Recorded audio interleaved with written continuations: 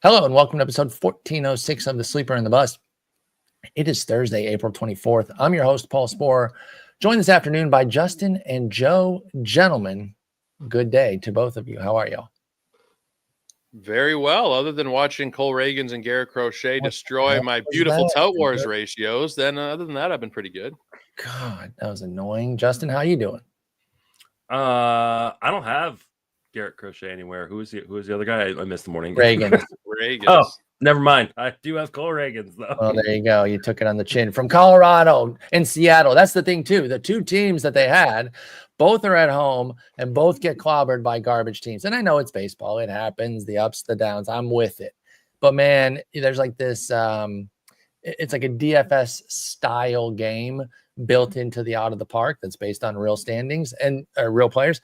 I used those two today, so I'm tanked. Nothing, no score for me today. I'll tell you that. But very annoying stuff. It happens. They were, Crochet was probably due a bad one. Reagans has been up and down. Like he's got brilliant strikeout to walk ratio. I think it's over 30% with an AL best K9 at 13.7. But he had a 3.58 ERA coming into today. So, things weren't like perfect. And then again, Colorado on the road, so in KC of all teams, bumps him around. And then the hapless Mariners get to Crochet. Now you still got 9 punchies from Crochet, 5 innings, 4 runs. Your season isn't over or anything like that. These are pretty standard issue crummy outings, but they were crummy. Only 3 innings for Reagans. That was pretty tough. Reagans but anyway, 62 pitches for Reagans. That was the part that was a little like, oh, why are we doing that? That's frustrating. But oh well, it'll be fine. You just hate when they blow one against a good team, against a good matchup. I don't mind. I'm going to start my studs. But if Reagans goes in the Yankee Stadium, gives up 6, or the Yankees come and visit Crochet and he gets beat up, I shrug that off. But when they drop one to a good team, a good matchup again, as I should say, I get really annoyed by that. What were you going to say, Justin? Yeah, if you started your studs, then you should be pretty happy with Shane Smith's performance today. You damn right I did. I love Shane Smith. I did too. And anyone that's talking about the Shane Smith train, if they don't put me on it, they don't even have the conductor. I'm the conductor, Shane Smith train. That's right. I'm taking my credit. I'm taking my victory lap. I jumped on that one late. I was pitching well. I didn't jump on until spring. I'm not going to sit here and pretend like I was a Shane Smith guy in Milwaukee or anything like that. But it took one outing. I think it was against the Dodgers in spring, and I was like, "Yo, this guy's nasty." I just put a little keep a check next to him, and then kind of watched him throughout the rest of spring. He got the starting role. Boom, drafted him in both my mains. And so far, so good. We'll see where it goes. He has like -2 wins because no matter how well he pitches, wins are impossible. Although he should get one today, even if, ideally, they just call the rest of the game. We don't want that's what I'm hoping for. Yeah, because then he will get the win. If they bring that Minnesota Twins, Chicago White Sox game back, there's a chance that they would lose it to the bullpen there. But we're going to get into some hitters today, guys. We did a lot of pitcher episodes for a while, and people were saying, you going to talk hitters? Now we've got 3 hitter episodes in a row here. And today we're going to talk hot streak or new peak. It's very early. You and I talk about this a lot, Justin. Joe, you were looped in on this, pre-show conversation here about how frustratingly early it is. And you had a tweet that went pretty viral yesterday where you're just like, some of these people just aren't cut out for the patience required for baseball. They want to declare things done in April, and it's just never going to work that way. That's just not what this game is. And it does, as we've acknowledged, it makes content creation a bit difficult, things like that. But I've found 10 guys here who have some acclaim. These aren't 10 out of nowhere dudes. These are 10 dudes that throughout the years have had some love. They've even had some good seasons. One of them is a very famous player on this show. But all 10 are on fire right now and outperforming their draft level by quite a bit. So I want to know if you guys are maybe even looking to buy high, sell high, holding. Where you at with them? And we got to start with the guy who I swear to God goes 3 for 4 every night.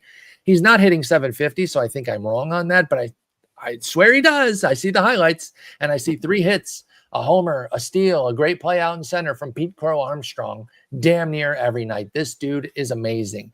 And he had some mega believers out there, and they have to be pounding their chest a bit. And it's got to be tough when you do have a call and it looks so good so early to not want to go out and just be like, I knew it. I'm a genius. but it is still 111 plate appearances, 5 homers, 10 steals, 294, 339, 549 on the slash line for Pete Crow Armstrong. Paired with a brilliant second half last year, gives it a bit more weight to me, at least. I wasn't big on the PCA. It was more like if he's there and I need an outfielder with some speed, okay, but I wasn't seeking him out. Justin, where were you on PCA? And is this a hot streak or a new peak? Well, I was not in on PCA like at all. Were you actively against him? I was actively against him. So far so bad for you then. Yeah, so this is it's not looking good for me. Let's just be honest. I will say this though.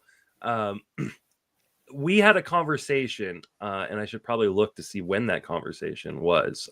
We talked about him on it's not listed. Okay, so it must have been this episode for us.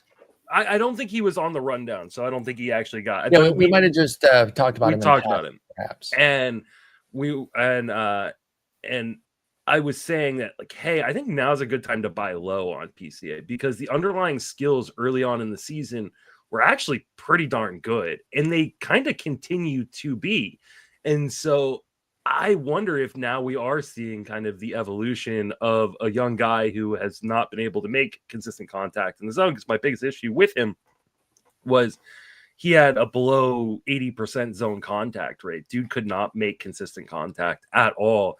And we knew he had a little bit of pop and a lot of speed, and the defense would help him stay in there. But I was afraid he was going to hit, 220 and really damage people's batting average in the process of getting a ton of stolen bases and not being able to unlock the power. I want to say I'm kind of guessing where it's probably somewhere around these first 10 to 13 games. I'm looking at PCA's game log here. He was hitting under 200 until the 14th game of the year. So it's probably somewhere around there. So he up until about April 6th, he was hitting 174, 255, 239, had no home runs and only 3 stolen bases. People were dropping him in shallower leagues. And understandably, since then he's hitting 393. No, not understandably, stupidly. Well, the fuck you giving a guy? I'm already F-bombing. You giving a guy like this 12 games? Why did you even draft him? What's the point? Even in shallower leagues, like I'm okay. This is why I don't play shallow leagues then, because that's stupid to me. That's just brain dead. Anyways, brain dead. Since then he's hitting 393. Hang on, I'm coming back in again. I'm sorry, I'm being a dick right now. He was the 129th pick in the OC. That's a 12-teamer. If you were cutting this guy, PCA, 12 games in, you're bad at fantasy. And not just because he's hot now, but you're stupid. I'm sorry, dude. I cannot abide by that. Even in a 10-teamer, that's going to be the 12th, 13th round. You're a stupid moron if you cut somebody 12. Don't draft them then. I'm sorry. This shit's pissing me off, man. I'm tired of it. We were talking about the chats that we get about like, no, should I cut my second rounder? And it goes back to Joe's tweet. Maybe the game isn't for you, man, because the patience required, it is frustrating. But I'm sorry. I cannot sit here and listen to you say that it's understandable if anybody cut PCA at any point. Don't draft the guy then. You're a moron. Anyway, continue. I'm sorry. I'll shut up for a minute. But you only got a minute. Okay. I don't even know where I'm at anymore. I'm sorry. So go back. Somewhere around the early part of April, they did have the extra game. So there was 13 games. He was hitting 184 with a 518 OPS. And in an offhanded comment on a pod, you were saying, hey, maybe you want to get in here because while the numbers suck, there could be something coming. Since then, hitting about 400 with 5 homers, 6 steals, pick it up there with PCA. I'm sorry I interrupted you twice. In that time, his own contact has been almost 90%. And it was good before then, right? It was like at 87%, even when he was struggling. He is making a lot more in-zone contact, and that gives me a lot of faith that, okay, maybe this could stick around. Now, we see this all the time, right? Like we talked about Jorge Mateo a few years ago when he had like just an insane April and like the underlying numbers were really, really good. And it was like, hey, maybe this is just a new level for Jorge Mateo. And it wasn't. It was just Jorge Mateo on a hot streak. So I'm not yet ready to say like, hey, Pete Crow Armstrong is found a new level, but I am saying like now's a good time to just hold and see what happens. Because at worst, you get the Pete Crow Armstrong we thought we probably could get, which is a guy who's going to steal you a crap ton of bases, hit some home runs, and maybe have a bad batting average. But now you go like 20-40.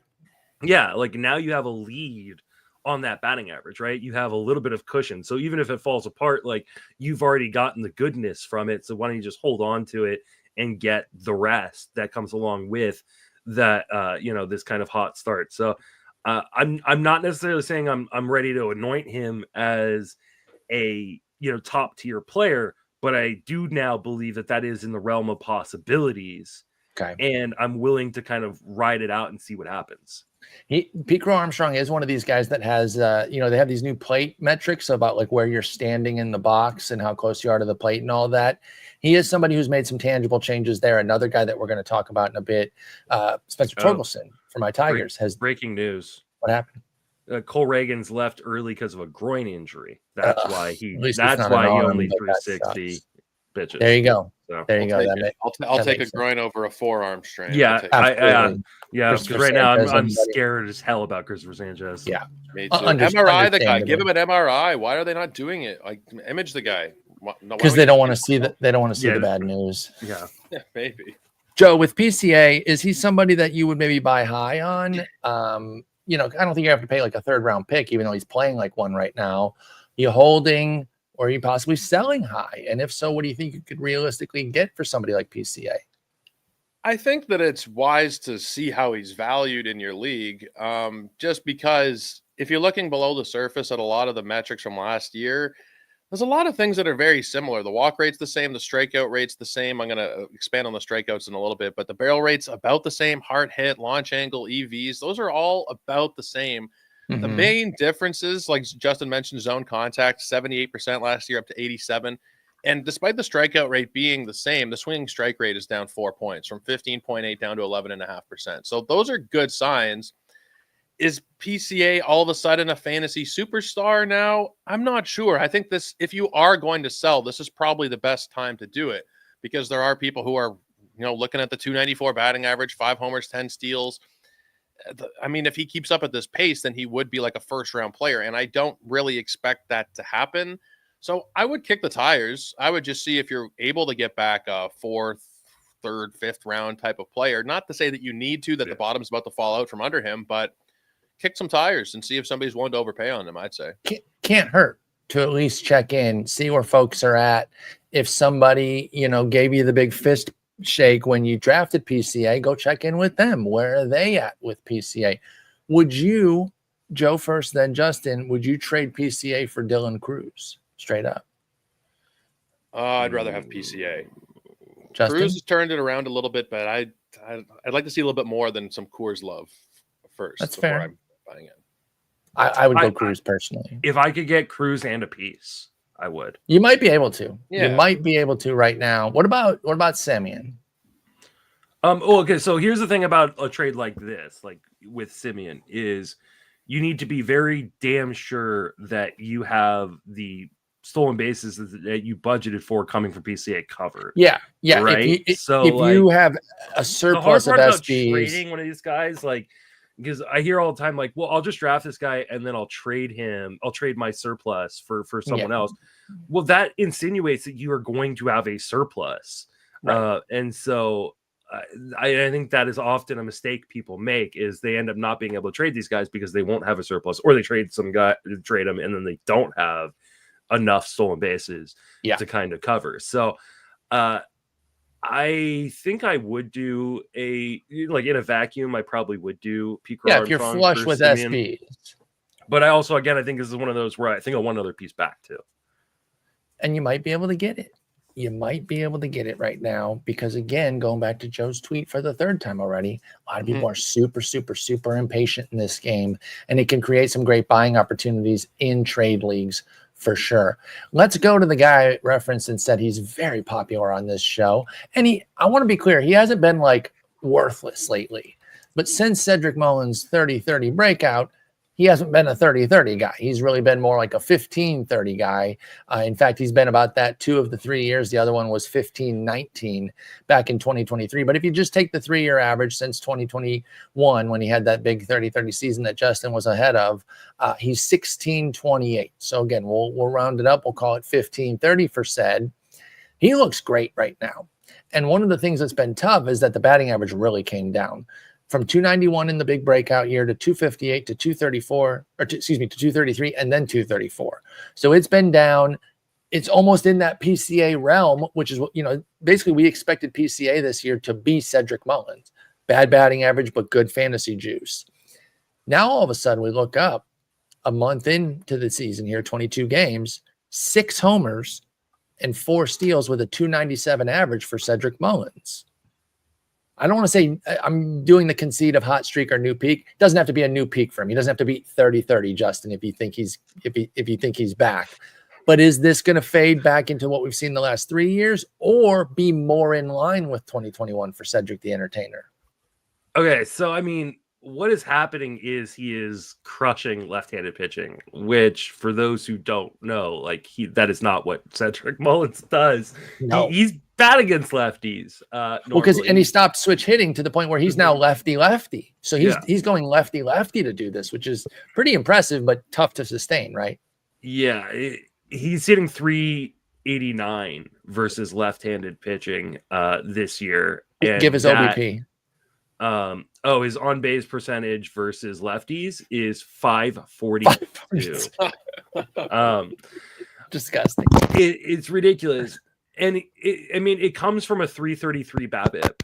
Sure. Which is not obscene though. Like, that's not crazy. When you have a career 276 BABIP against lefties, that is the massive difference. That's a 60-point swing in BABIP. So I would imagine that comes cratering down and he goes back to being good, but not out of this world. So I do think, as much as it pains me to say, I think this is the sell high point on Cedric Mullins.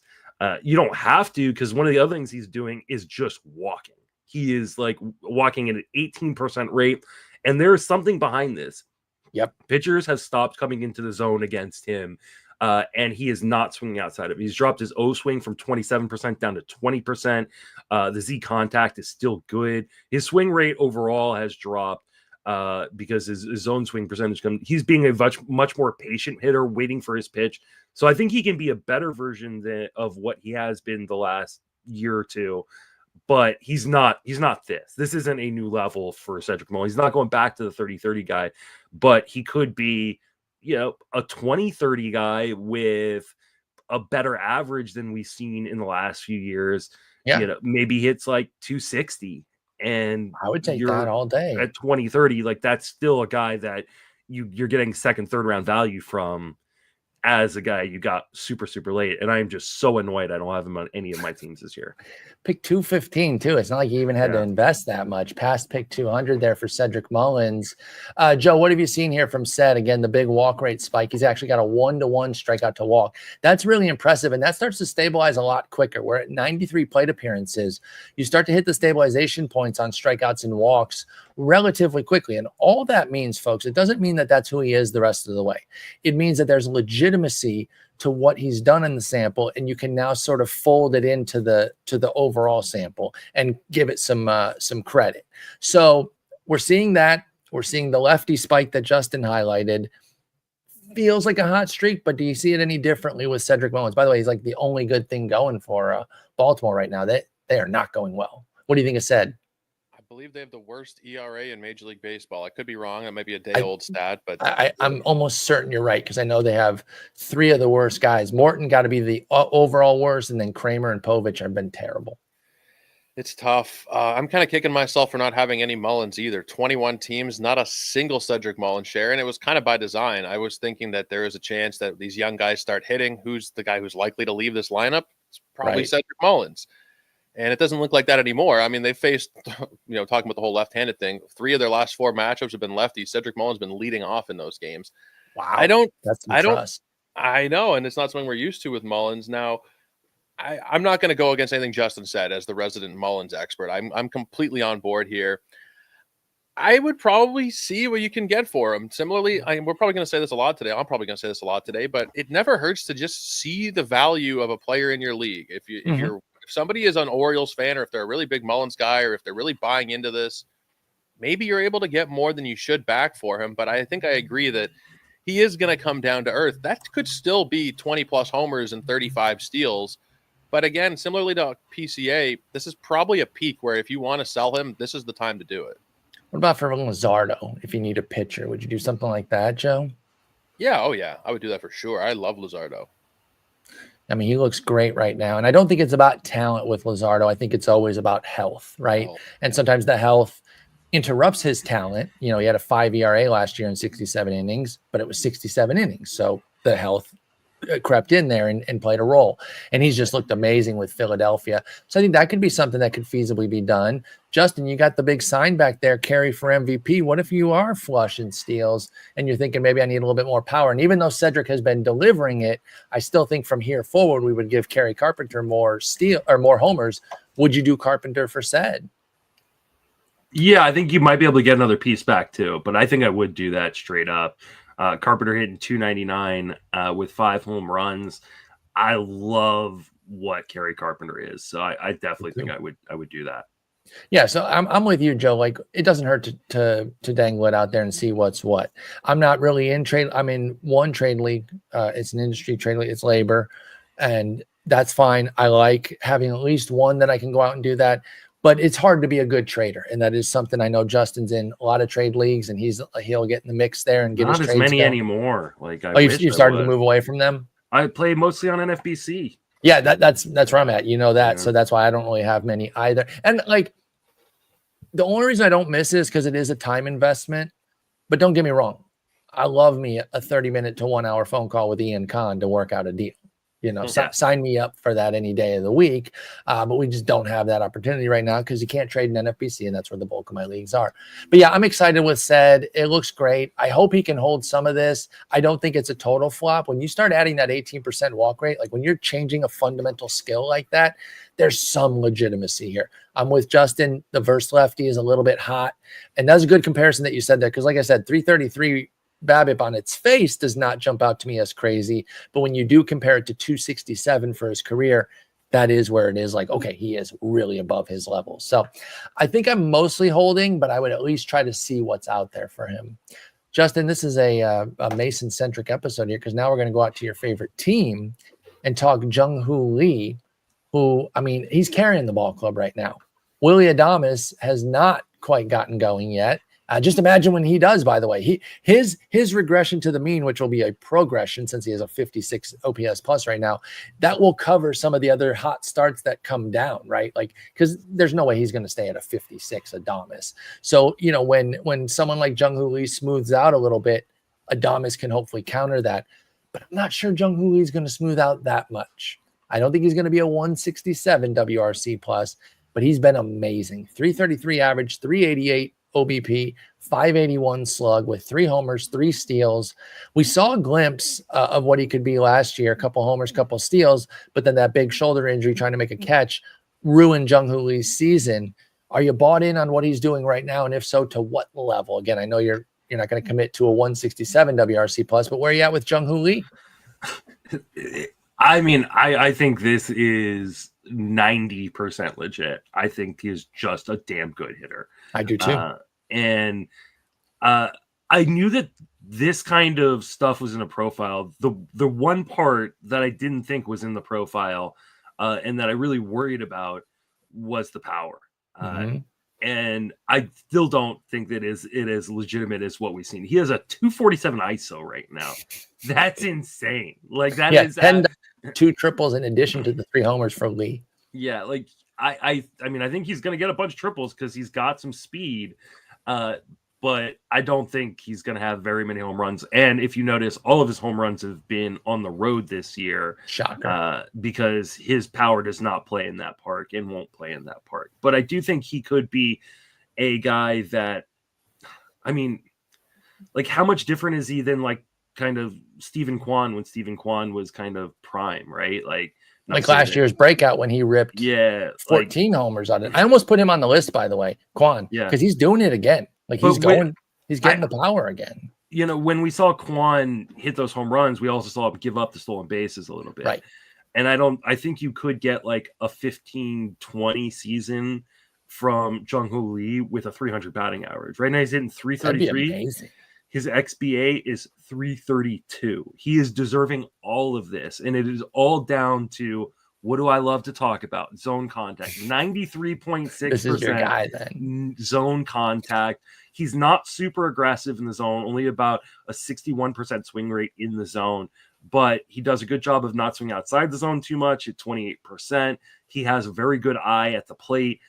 I think that Jung-Hoo Lee is going to be one of these guys that nobody talks about him as a guy who won them their league.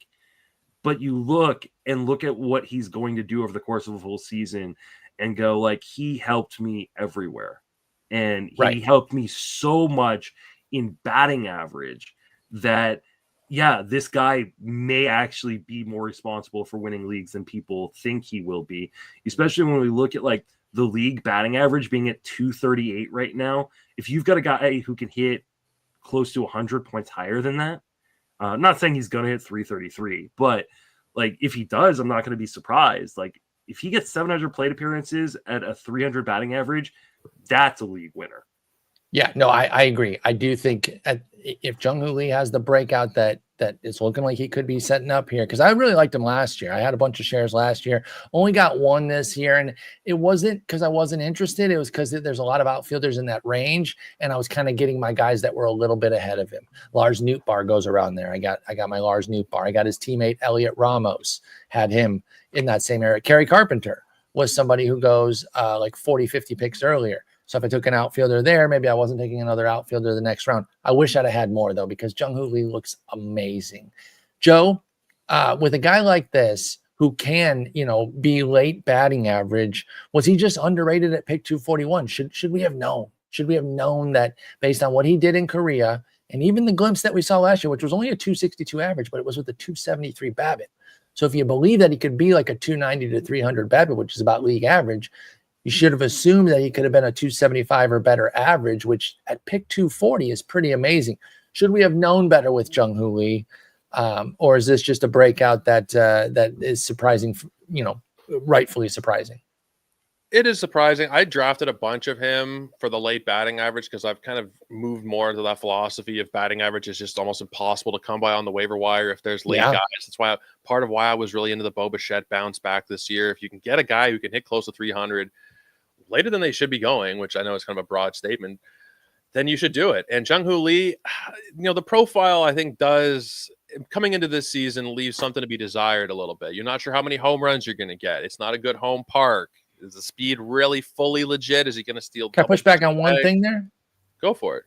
It is a good home park for a batting average guy, though, isn't it? For batting average, yeah. I'm talking about for power. You're right. If you're sacrificing the power there, because we were never really betting on Jung-Hoo Lee for big power, you're right. It is the right park to possibly push 300 as a post pick 200 guy. No, yeah, you're right. If you're talking about the park, home run factor is obviously bad, but for triples, for extra base hits, it's off the charts. So you're right there. I just think coming into the season, people weren't that interested because of like what you guys said. Is he just Steven Kwan in a with a worse lineup around him? Is that kind of the way he was perceived? Something like that. I don't know. I was kind of interested just for the batting average, and if I'm getting others on the side, if I'm getting, let's call it 12 homers and 12 stolen bases with the potential for over 100 runs. I didn't think he would hit 330, but I thought that we'd be getting like a 280, 290 guy. Long-winded way of saying that I wasn't really expecting it. I was kind of hoping for it. And early on, I'm taking these returns. I'm not selling him. I'm not, unless you're getting a king's ransom, I don't think there's any moving off of Jung-Hoo Lee. I don't want anybody to be confused either. I was not in on Jung-Hoo Lee this year. I didn't know what to expect. And so I don't want to come off like I was in on him. I will say that I agree with Joe. Like I'm not shopping him necessarily unless I'm getting an absolute haul. I'm not averse to buying. Yeah, I would buy high. I would absolutely buy high. I will also say that San Francisco is not necessarily a quote unquote good place for batting average. It's just a better place for batting average than it is for power. It's got a 101 park factor in terms of hits. So it's like literally like middle of the road. But considering how bad it is for virtually everything else is, good for San Francisco. Right. And, again, that spacious outfield there, he's going to be, I mean, it's 105 for singles. And that's what I'm talking about here. I'm talking about base knocks. So that's pretty for lefties. So anyway, I like Jung-Hoo Lee. I think, what do you think he hits the rest of the way? I'm going to say 285. Justin? I'm going to say 300. I think he's Joe? a 300 hitter. Rest of the way? 295. That's a buy for all three of us. Then. At that price, at that level, even at my low end of 285, for what I think Jung-Hoo Lee will cost, which is not going to be crazy, you got to pay more than his draft price, sure, but I don't think you have to pay a crazy price, and you can get somebody who hits 285 or better the rest of the way. I think that's pretty good. Let's go to Jonathan Aranda and start with you, Joe. He's somebody that we've been waiting on for a little bit, not forever. I don't want to overstate it and act like he's been around the block for a decade. In fact, part of the problem is he hasn't really gotten the time. Like you look at coming into this year, Jonathan Aranda had 333 plate appearances spread out over 3 seasons. On its face, that is a tiny sample, 333 plate appearances. And then you spread it out over 3 years, it's even tinier. So we never really got to see what he could do. And even in that time, he was about a league average hitter. So he'd even show glimpses. But he was a fantasy darling, especially in the deep leagues. I think the NFBC circles definitely liked them some Aranda. So far, so very good. With a 14% walk, 17% strikeout. That's just a great plate approach there. Yielding a 338 average, 443 OBP, and 646 slug with 4 homers for Jonathan Aranda. Is there some legitimacy here to what we're seeing? And did you like him coming into the year, Joe? No, I'm not going to bullshit. I was not interested coming into the year. It wasn't anything that he did. I didn't really look at him enough in the preseason, which I'm really kicking myself over. The interesting thing, I played my home league on Yahoo. I picked him up the other day, or maybe a week ago now. He has second base eligibility there as well. Of course he does. Of course he does. But if you're looking at WRC plus leaders on the season, it's Aaron Judge #1 and Jonathan Aranda at #2. And I think, looking at the hard hit numbers from last year, maybe we should have been interested. I know it wasn't a huge sample size, 44 games, but at nearly 17 barrel, 46 hard hit. Those are solid numbers. He underperformed all the expected metrics, all the StatCast ones. I think this is pretty legit. You're getting a guy who can hit for solid power. I mean, based on the metrics we're seeing, I don't know if it's going to translate in game as much as you'd think. An 18% minor league park would. The minor league park for sure, but I don't know that he's necessarily going to be like a 35 home run guy. I would say that he's probably like a 25 home runs is where I mean, if we're looking at projections on Fangraphs, the high rest of season is the bat X at 17, which would give him 21 for the whole season. The low man would be Steamer at 13. So based on our projections, you'd expect somewhere in the 17 to 20 range. I think that he's probably closer to 25, especially given that park. Now, the Rays lineup has been a little bit disappointing, but overall, I'm a buy on Aranda, especially, like I mentioned, if you can squeeze him in at second base there, it's gold. Yeah, I like Aranda. I don't have a lot of shares of him. He was my backup plan to Ben Rice, who I got everywhere. So I can't be mad, right? When you get your A guy and he's popping off, you can't sit around and complain that you didn't get the other guy who's doing well too. So, and again, I'm not going to pretend that I liked him as much. It was Rice. Nathaniel Lowe was up there. Like I got my guys. Kyle Manzardo, who's not first base, but he's UT only. I got the guys I wanted. And that's why I don't have a lot of Aranda. But Justin, I remember us talking about him and saying, like, if he gets the opportunity, there's a real bat here. So how legitimate is this here? And can he stay in the playing time all year to actually deliver for Jonathan Aranda? So I got a question in my chat about Ben Rice and Aranda. Because a guy, excuse me, I apologize. A guy has both of them in a league, and he's got too many first base guys, and he's got to trade one. Which guy should he trade? And I said trade Aranda. I'm not saying that Aranda is going to fall apart. But I don't necessarily believe in some of the underlying skills on him. And one of the big things I want to point out is currently he is hitting 382 against right-handed pitching and 100 against left-handed pitching. Now, he doesn't go up against lefties much. Right. They're going to platoon him quite a bit, right? He's also hitting 380 at home and 200 on the road. Minor league park for the win. Now, as Jason pointed out in our text thread when I talked about Rays players on, being bad on the road, is they haven't played much on the road. They stack because everything's stacked up here. being in this park. They wanted as many games at home early, so they only played 5 games on the road. But I think what that does do is say we have no idea what Jonathan Aranda is right now. Sure. And he's got about an 81% zone contact, which isn't very good. It's well below league average. There is pop. We know there's pop. And the kind of the book on Aranda coming up was, this is a guy who can hit. He can't play defense, and we don't know where he's going to end up. His best position is DH for sure. And the problem with a guy like that is it really depends on what organization you're in. Does your organization care about defense? They'll make it work while you're offensively hot. But what happens if you kind of slow down, if you cool off? The Rays are an organization that care about defense. They've got Taylor Walls playing shortstop every day in spite of the fact he can't hit like my 6-year-old daughter's body weight. Doesn't playing Walls as consistently as they do in a weird way extend Aranda's leash, because he has to kind of hit for 2 players at the DH spot? You know what I'm saying? In some ways, it could. Right now, he's not DHing; he's playing first. He's only DH'd in 1 game this season. Oh, who's DHing then? Diaz? I think Diaz. I guess. Okay, well, 6 of one, half dozen the other. Then, yeah. You could just put Yandy back at first. They're both bad at first. So I'm not saying like, hey, you should go out and sell Aranda.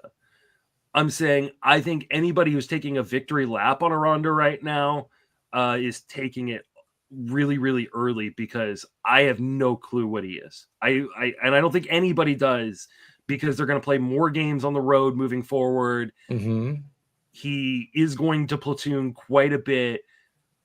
This could come crashing down. Will it? I honestly have no clue. Like, this is like, and it depends on what you can get back for him, but I might try to sell high. The problem is I don't know how much you're going to get back for a guy who I don't think it'll be a lot. Is first base only. Yeah. And second base at Yahoo, as Joe pointed out. Oh, okay. Which is amazing. Yeah. Undeserved, but amazing. Yes. Hilarious. So yeah, I think you have to kind of just ride this out unless you get a haul back. But I think that there are going to be massive drop-offs, but there's a massive drop-off potential here on a guy like Aranda, whereas like a guy like Ben Rice, who you mentioned just kind of briefly, like I think Ben Rice is for real. Like I really do. I'm pretty psyched about him. Let's be clear: anyone seriously taking a victory lap on anything is the same moron I was talking about cutting PCA. That shit is so stupid, and you're asking to be made fun of. Like you're just except for Tyler Soderstrom and Max Meyer. No, it's just always stupid. Yeah. It's always so stupid. You're just as bad as the people Joe was mentioning in the tweet about being too impatient. If you're upset by Paul saying this stuff, it's okay. I'm with you. Yeah, because Justin's one of those idiots who tries to take victory laps on April 24th. So of course, I'm talking directly to you on this one, Justin, because you love doing this shit too. I'm going to mark them all, and I'm going to laugh at you at the end of the year when 92% of them are wrong. Just be patient. Be patient. My favorite part is not only do I take the victory laps, I make fun of the people at the end of the season that took the victory laps. So like I am That's totally why you suck. Yeah, I know. That is why you absolutely amazing. Suck. At that, not at everything. I still love you, but you do suck sometimes. Brendan Donovan is up next. This is one of those guys who's like, he's the opposite of Aranda. He's got positions. He got second in outfield. Justin, we always talk about how much we love infield, outfield eligible guys. It's so nice. You got second base, middle, and outfield. You can add in season with a guy like this. I don't know if he has this year, but because he is so flexible, it's at least on the table anytime you have a guy like this. He's got 6 at shortstop, so 5-game eligibility leagues. He's already added that. Others that need 10, he's on his way, although Mason Wynn just came back, so that's going to slow back down again. But he's looking pretty nice. So far from Brendan Donovan, we've seen 3 homers, 3 steals, and he only had 5 all of last year. He was 5 for 10 on the bases, which is legitimately awful. He's 3 for 4 right now with a 356 average, 392 OBP, and 533 slug. Are we seeing a new level here, Joe, or is this just a Brendan Donovan hot streak and he'll kind of come back to his teens power? And I guess I have to question where's the speed go from here, though, because he's already, had 5 all last year and 3 this year. He's already almost to last year's total. So where do we go here with Brendan Donovan? I think this is probably just a hot stretch. The thing with him is I don't know if you're going to be quote selling high on Brendan Donovan. If you can No. include him in like a 2-for-1, 3-for-2 type of trade, then maybe. But everything is about the same here with him. Barrel rate is up a little bit. I don't know how much I really trust it. These little gains that we've seen, like 5.5% to 8.5%. Maybe I shouldn't say it's little. It's a decent little jump, but I don't know that he is any different than what we've seen the last couple of years. The strikeout and walk rates are probably going to be about the same. The 382 BABIP is probably doing a lot of the heavy lifting here. I don't think there's much. Like, I think he's worth starting and rostering for now, and he'll probably be worth rostering and starting in 15 teamers throughout the season. Yeah. But if you're talking 10 and 12, this is probably the only period of the season. There might be other stretches here and there, but this is probably the best run we're going to see from him if I'm guessing. Totally agree on that front, that in 10s and 12s, Brendan Donovan is not somebody I would buy or that I think is that great. If you can ride this right now, cool. He is a 15-team type of guy, and that's why Justin and I like him so much. We play a lot of deep leagues. This is the kind of guy that's so nice because that positional flexibility can be so helpful. It is, especially with the bat, probably a hot streak. But Justin, I'm really curious on this 3-for-4 with the steals. Is this just, we have a tendency to want to extrapolate things and not even times 6. I'm not saying take it and, he's going to get 18 steals, but is he even going to get 10? Like, where are you at on Brendan Donovan with the speed? And then you can talk about the bat as well with him. I think he could get, we talk about all the time, like stolen bases are very much a team construct. And I should actually double check. Are they running more? I'm going to double check and see where they're at in terms of stolen bases, but they are 15th. The 15th, yeah. So right in the middle. Sprint speed's not good. Sprint speed's not great. No, it's not. But it's not. But we also always talk about that. You do not need that. It's opportunity. Yeah. It's your team being willing, especially with the new rules. Like, it's your team being willing to go, hey, you can go. They were 22nd in SBs last year. St. Louis was, and we're talking about Brendan Donovan. Continue, Justin. I don't know if I project Donovan to hit 20 stolen bases or anything, or get 20 stolen bases, but maybe 15.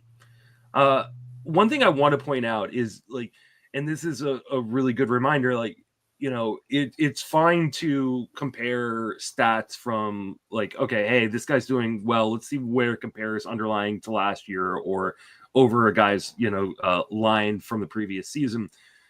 But Brendan Donovan came back last year after tearing his UCL, right? It was his first season back after that. And so we have to kind of give him a little bit of credit. Like, hey, maybe the first part of that season for Donovan, he wasn't quite right. He was still kind of figuring things out. If you look at where he was from mid-June through the end of last season, he hit 302, 360, 453 with 10 home runs and 5 stolen bases. That's a 2010 pace. Yeah, that's nice. So add a few more stolen bases because they're letting him roll a little bit more. If he's a 2015 guy with a 300 batting average, I'm not going to be surprised. I think this is another guy I'd buy high on. He's got really, really good underlying skills, which are in line with where his underlying skills have been.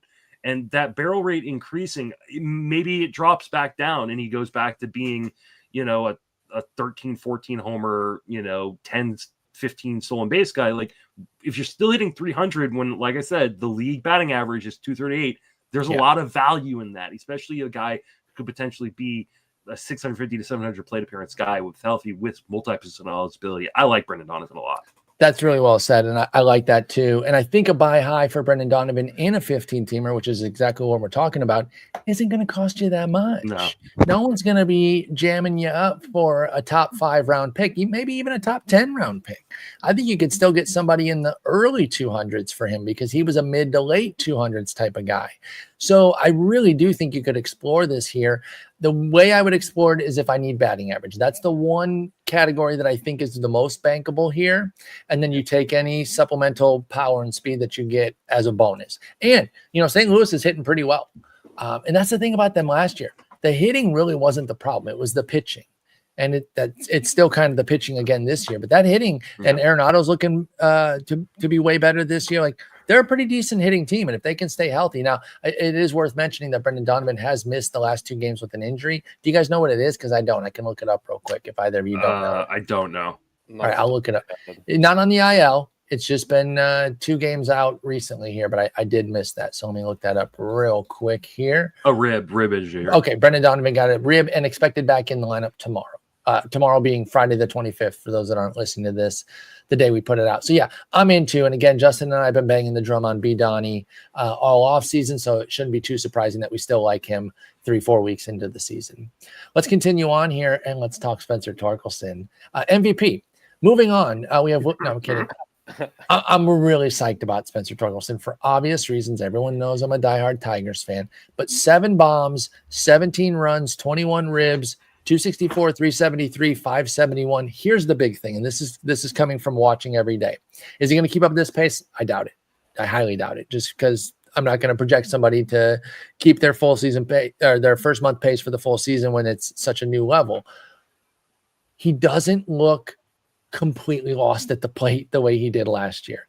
You watch Spencer Torkelson really at any moment last year, and he never seemed sure of himself. Now, this is me reading this, right? I don't have proof of this or anything, but he seemed the classic in between pitches, meaning when he was looking fastball, a changeup or a breaker was coming. When he was looking off speed, something fast was coming, and he just was never sure of his swings.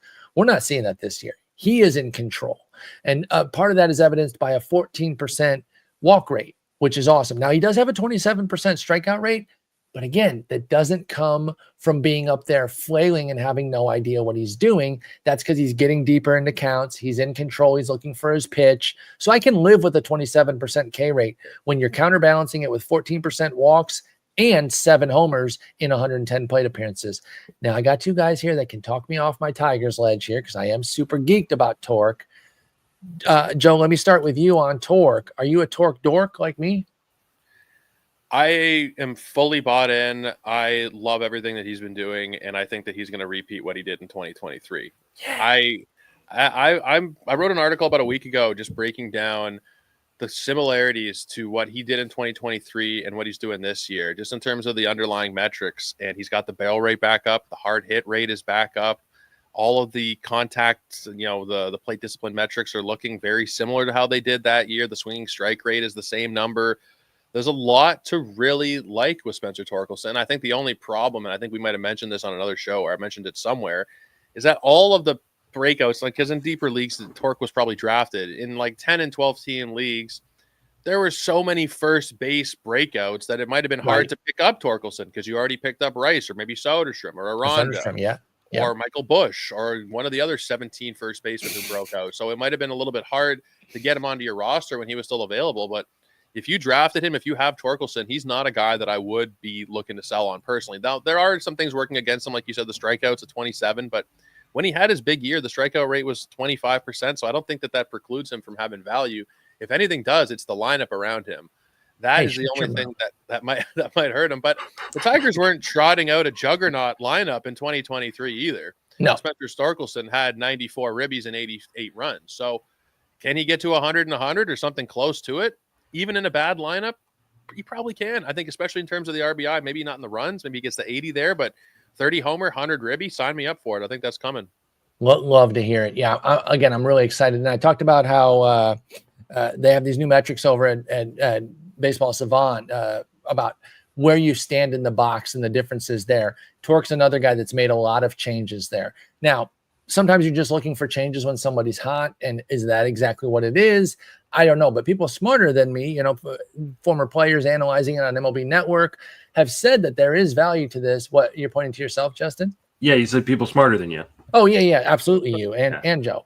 That's why you guys are on here. I don't know. But yeah, people smarter than me, aka anybody, have said that there is some value here to what he's doing with the way Torkelson's setting up, and I think crouching down more than he was. He was used to stand up tall. Now he's getting into his legs more, and we know that your power comes from your base. So there's a lot of different things working here that I think have some legitimacy. He did hit 5 homers in spring, and I tried not to get too excited about it. And again, I don't have a lot of torque for the same reason I don't have a lot of Aranda.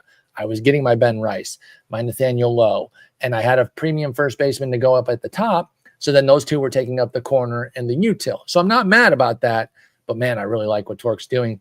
Justin, are you going to sweep it here on Torque? Do you believe, or are you going to be a hating ass little bitch? I hate to be the bearer of bad news. Damn it.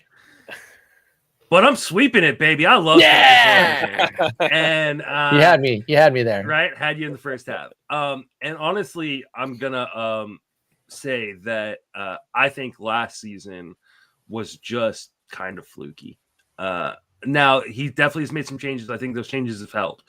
But like the underlying numbers were good last year. This was a guy that I think just, like maybe it was a confidence thing. Maybe he was in his head too much.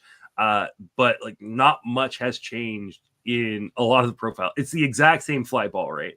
It is virtually the exact same zone contact rate. It's virtually the same O swing rate. He's being just about as patient at the plate. He's always hit the ball hard when he's hit it. Like, yeah, I think he got unlucky last year. I think that this is who Torkelson should be, which is the guy who's going to hit 260 with a bunch of home runs. And the only thing holds him back is Paul as a Tigers fan.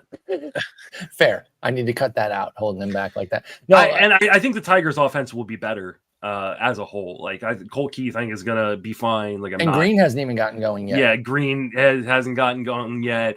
And this is a team that could add at the deadline to even further kind of build this. So like they're a first place team for a reason right now, and I think this team could win this division, and it actually might not even be close, depending on how Cleveland handles. Don't get me excited like that. Yeah, I am pretty surprised that the Royals and Twins are playing like such crap right now. It's early; they could both turn. I'm not surprised by the Twins as much, only because they already get hit by injuries. So I actually go the other way. I'm a little bit more surprised by the Twins than I am the Royals, but I hear what you're saying about the Twins. Health woes. That is totally fair, and it started right away with who else? Royce Lewis, but then it's cascaded down the roster. Who I got an alert while we were recording, starting a rehab. Rehab, I know. I'm excited. It's going to be a cautiously super long optimistic. one. It's going to be like, remember last year when he was on a rehab assignment where like took forever. It took forever. Like don't expect Royce Lewis to be back in like a week or two. It'll you know how be some like guys end of May are there for like a series or a series and a half.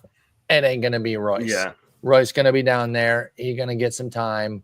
And I think we'll just hope he doesn't hurt himself while he's down there. Please, no, man. I love him. I just want him to be healthy. Please let Royce Lewis be healthy. So we all like Torque. That's great. I'm very excited about that as the premier Torque dork.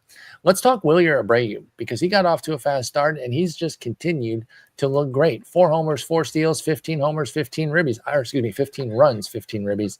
I love the symmetry in Abreu's line. His walk rate's up to 17%, and it helps counter a 24% strikeout rate, which isn't even that bad, especially in today's game. It was at 28 last year.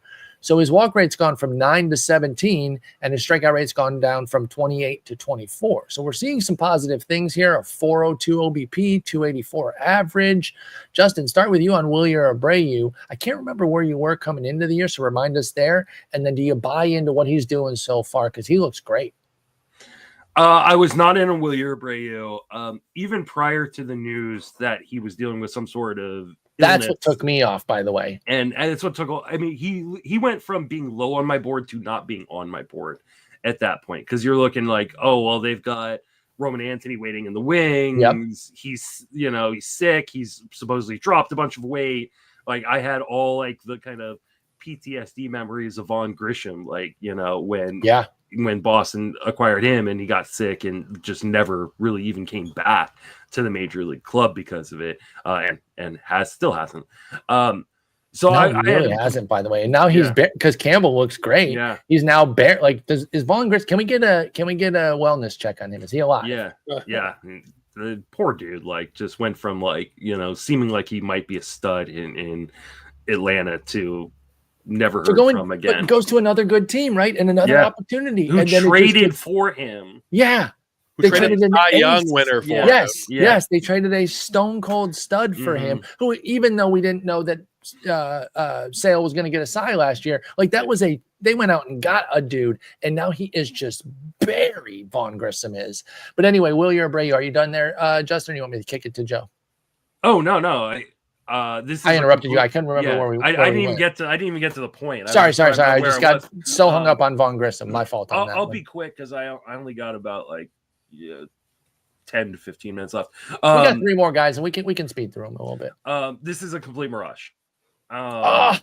This is not a real thing. This was a really hot, fast start since April 11th. So we're talking about the last 2 weeks. He's hitting 220, 319, 336 with 1 home run and 3 stolen bases. He's striking at a 32% clip. He just had a really hot, fast start. If you can still sell high on him, sell high, because the numbers still look good overall. Yeah, they look amazing. But half of the sample looks like dog shit, and that's because I don't think William Brady is very good. But I think he can be. I think he can be a competent, strong side platoon bat. But they've got someone in the wings when ready to come up and take that full-time playing time. Not from Abreu. That's Sedan. Sedan is the one who's going to lose. But Rafaela's got the contract and elite defender. I don't care. He cannot hit. I know he can't, but he's got the contract and he's an elite defender. The contract doesn't matter as much in Boston, but because I think they can spend money for this. I think Rafaela just needs to become the super util. I agree. That's what they should. Absolutely what they should do. But I don't think William Abreu is a great fantasy guy. I just think he's going like in daily moves leagues where you can move him in and out when he's up against a righty versus a lefty. You could probably platoon him to some effect, but ultimately you're saying when he's facing because he's a lefty, Abreu is, and so when he's facing lefties, get him out, and then when he's facing a righty, you can put him back in. I don't think this is a guy that is going to carry a lot of water in a lot of fantasy leagues, honestly. See anything too differently there, Joe? I don't think Justin's too far out of pocket here with the fact that he hit 3 of his 4 homers in his first 8 games, and he's been pretty icy since then. Where are you at on William Abreu?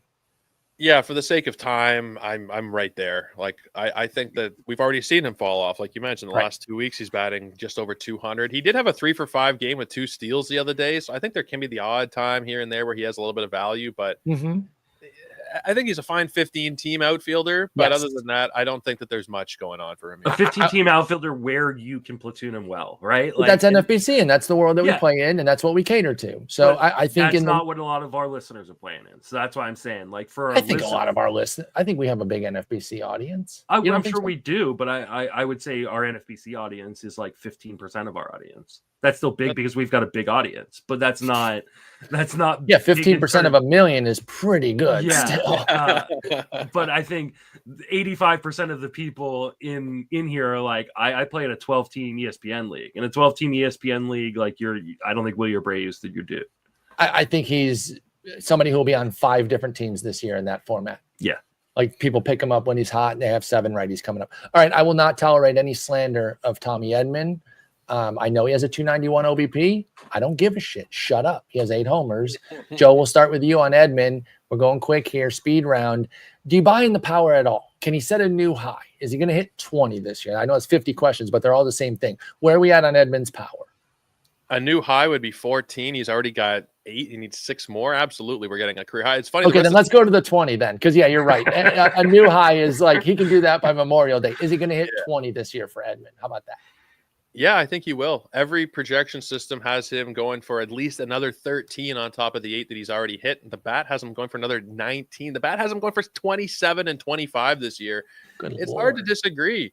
I mean, the steals haven't really been there. Only 2 attempts through 25 games, more than 100 plate appearances. But the power can't steal when you're hitting bombs, baby. That's true. 10% barrel rate, 50% hard hit rate. But I think the biggest thing is just being in the middle of that lineup is going to do wonders for him.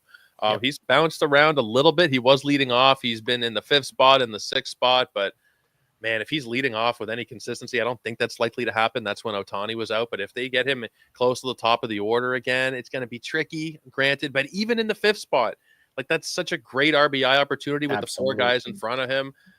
Anybody who drafted Tommy Edman got absolute gold. There's no selling him in my book unless you're getting back a true stud. And with that 291 OBP, people are probably going to poo-poo it a little bit. I drafted him for speed. He only has 1 steal. So you probably can't even really sell him right now. Maybe you can off the power. Maybe you can buy high. Maybe it won't be. Yeah, maybe it won't be too expensive to buy high because someone will think they're getting out from under him. Yeah. Justin, where do you come out on Tommy Edman with 8 homers already? Okay, so I got a weird, bold prediction for Tommy Edman. You ready? Let's hear it. Tommy Edman is going to have an amazing season and still lose people leagues. Wait, why? Because people draft him for the speed. For He's not steals, going to you get don't the think the speed. steals are going to come? Okay. But I think the batting average, we haven't even talked about the batting Right. average. He's got a 96% zone contact. 2.25 BABIP right now. That's Like, going to go way up for Edman. his XBA right now, or his batting average right now is 260. His XBA is 314. That's crazy. Like, That's crazy. He is going to. There are going to be teams that like lose their league because of stolen bases and not having Tommy Edman steal 30 bases because he's going to steal like 12, but he's going to have a career high in batting average and a career high in home runs and probably potentially career highs in runs and RBIs here.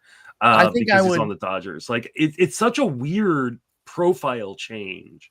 He's in the ball hard consistently. This does like have the feelings of the Jorge Mateo. I'm not saying he's going to fall off in the way the Jorge Mateo did, but like that the underlying profile numbers are going to change. Like there's no way because Tommy Edman's never been this guy.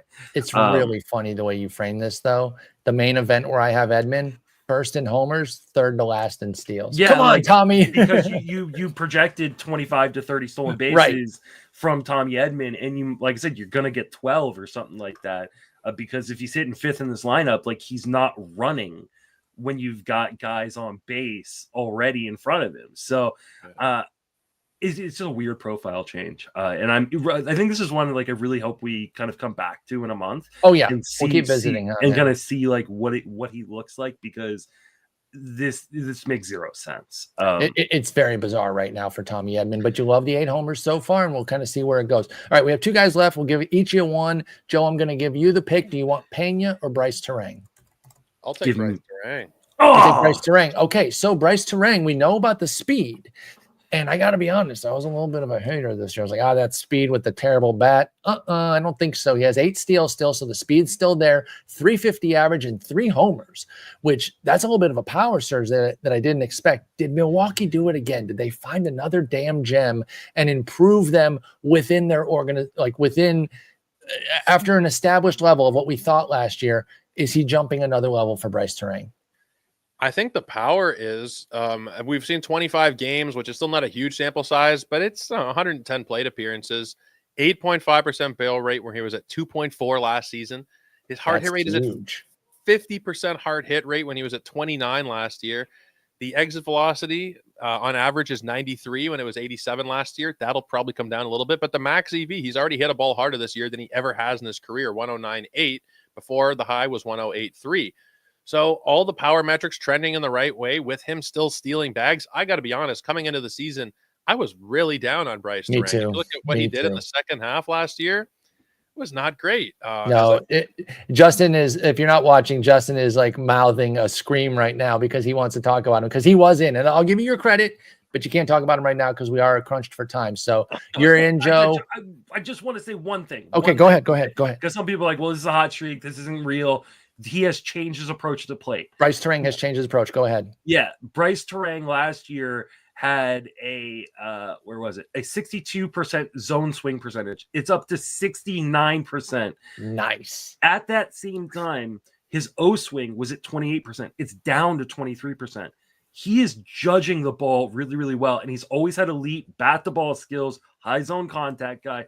This kind of approach change where he is being more patient at the plate and being more aggressive in the zone could be massive for Bryce Terang. You know where I'm willing to take an early victory lap is when I'm self-roasting, and I'm going to self-roast on Terang. I'm with you, Joe. I was hating the man. I was not paying pick 160. I thought people who were buying themselves a rabbit, and everyone who's listened to this show for any amount of time knows how I feel about rabbits. I don't like them. But if he's adding some legitimate power, and legitimate to me, it only has to be like 12 homers. He doesn't have to be like a power monster. He hit 7 last year. And if the average is there at like 275 or better, this is a fantasy monster. All right, Justin, finish off with Jeremy Pena. The most boring, our friends over on Rates and Barrels, Derek and they call it oatmeal. Pena, I cannot think of a more oatmeal guy. Just ho-hum, 260, 12, and 18.